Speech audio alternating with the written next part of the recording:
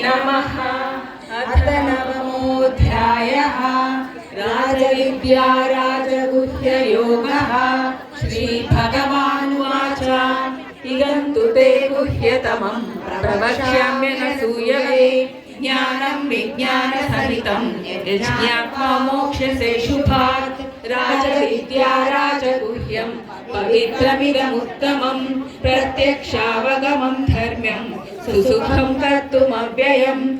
अश्रद्धधाना पुरुषाः धर्मस्यास्य परन्तप अप्राप्य मां निवर्तन्ते मृत्युसंसारवर्त्मनि। मया ततमिदं सर्वं जगदव्यक्तमूर्तिना मस्तानि सर्वभूतानि न चाहं तेष्वस्थितः न च मस्तानि भूतानि पश्य मे योगमैश्वरम्।